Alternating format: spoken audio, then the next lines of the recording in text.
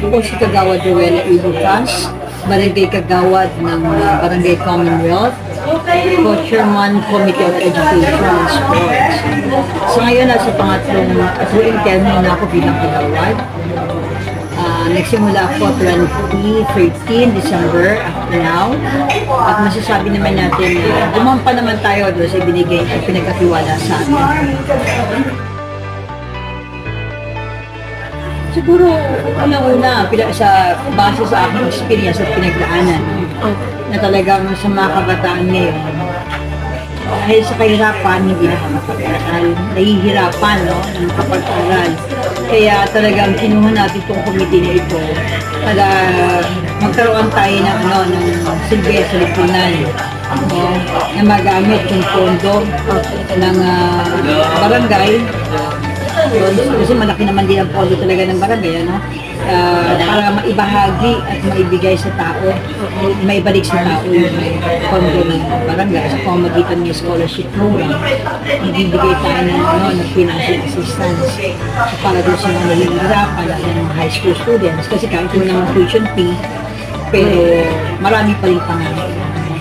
So, pinili ko to nung na magtrabaho sa ganito dahil gusto natin talaga makapagsilbi sa mga.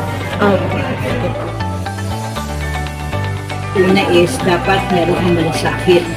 No? Malasakit at pagmamahal. At syempre, dapat yung tapat na paglilingkod.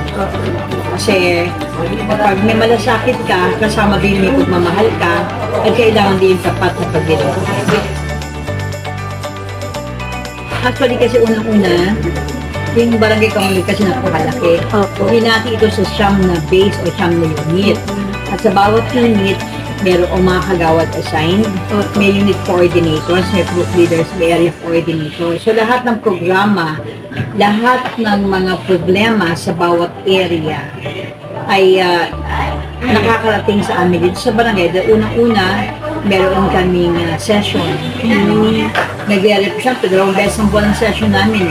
Bawat barangay kagawad, nagre-report patungkol sa kung ano yung pinahangad sa bawat area.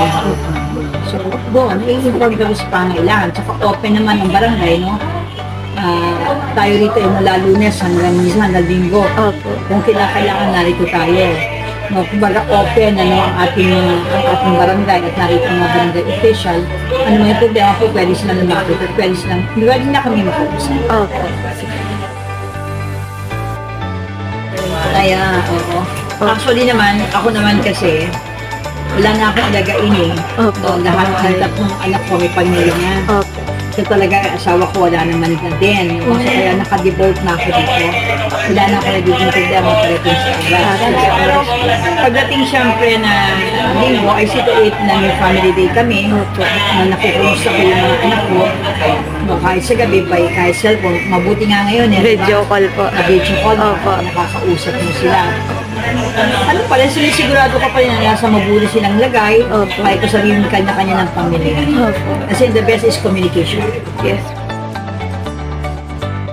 Actually, marami naman yan. Una, yung sa TESDA, syempre yung sa TESDA, di ba? Sa tanggapan ni Congressman Rafi Tulfo, no? Ay tapos yung sa ating ALS, yung mga teachers, ano, ng ating mga public school dito, no, lagi ko sila nakakaugnay. Actually, sila pa ngayon talaga nagbigay ng mga guro para sa barangay natin, no. May mga foundation din tayo nakaka-partner, no. Maraming mga NGOs tayo nakaka-partner. Siyempre, napakasarap sa pakiramdam kasi ibig sabihin ito, hindi lang kami yung may malasakit. Marami pa rin, yun ang Pinoy no? Yung malasakit sa kapwa. Kasi kung titignan natin talaga, bagamat malaki ang pondo ng barangay, hindi kaya sa laki ng populasyon at laki ng barangay Commonwealth. No? Kulang pa rin kung wala talagang tutulong sa atin. Kaya umahanap pa rin tayong kaparaanan para makakapagbigay ng serbisyo katulad yan TESDA, no?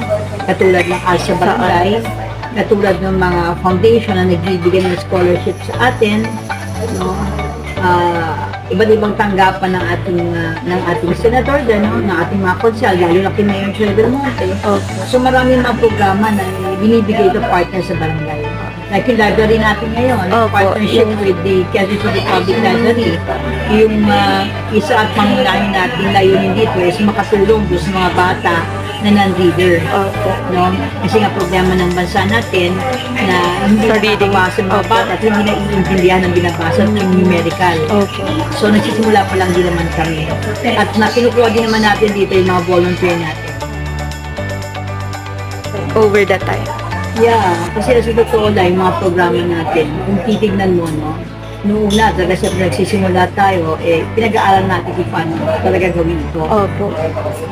Kasi nga, pag may malasakit ka, at gusto mo yung ginagawa mo, at yung puso mo nandun sa trabaho mo, hindi mo nararamdaman Na, malaki siya na naman. opo. Kasi pag nandun yung political will mo, no? Andun na yung pag sinabi may political will kayo, malasakit yung gusto mo yung ginagawa mo. Opo. No, kahanap ka ng kaparaanan kung paano makakatulong sa tao. Hanggang sa dumadami ng programa. Ang sarap sa pakiramdam, sabi ko, pahuling termo ko. Opo. Matapos ko yung termo ko bilang kagawa, pwede ko sabihin sa Panginoon, Lord, Marami. accomplish na. Opo. Di ba? Kumbaga, magsalubong man kami ng mga tao sa labas, pwede ko silang tignan sa mga kasama. Opo. Trabaho. Opo. Una-una, lalo na doon sa mga ano, di ba, doon sa mga kabataan na parang nawawala ng pag-asa, no? Opo. Na tawag dito na mangarap, ano? Opo. Kaya, ang gusto ko sa kanila, no, sabi ko nga kung hanggat maaari, gusto ko ma-attend ng mga pulong, no? Lalo pa tungkol sa mga magulang at mga mag-aaral, para ma-inspire sila, no? Kasi ako naman talagang, nung panahon ko nag-aaral, mas swerte nga kayo ngayon. Bakit? Ang dami State University. Opo. Nung panahon ko, sabi ko, naikwento ko dito sa Praise Emerald Rotary. Kasi noon, di ba, dyan may scholarship. Opo. Pumila ako mula umaga hanggang gabi. Lalong mother ko nung is katulong. So wala akong kasamang guardian. Ang hirap, hindi ako naalis sa pila. Mag-enroll po. Hindi, scholarship po. Sa scholarship Kasi wala na akong tatay Ang Opo. mother ko naman ay katulong sa bahay noon. Opo. Ang hirap mag-aral kasi dito na ngayon may Commonwealth High School na marami ng para. Noon wala talaga mamamasahe ka So ang gusto ko noon para mabigyan man lang ako ng transportation. Opo. Pumila ako hanggang gabi, walang nangyari, iniyakan ko yun. Sabi ko, yung nararamdaman ko, yung nararamdaman ng mga kabataan, yung talagang walang ako. Sabi ko, gusto ko ma-inspire sila tumiso. Tumigil ako ng isang taon ng high school, dahil sa walang-wala talaga. Opo. Pero pinilit ko pa rin na makapagtrabaho dito, aral dito. Tapos, sabi nga, poverty is not a hindrance to attain success. Opo. Basta may nakafocus ka dun sa goal mo siguro. Opo.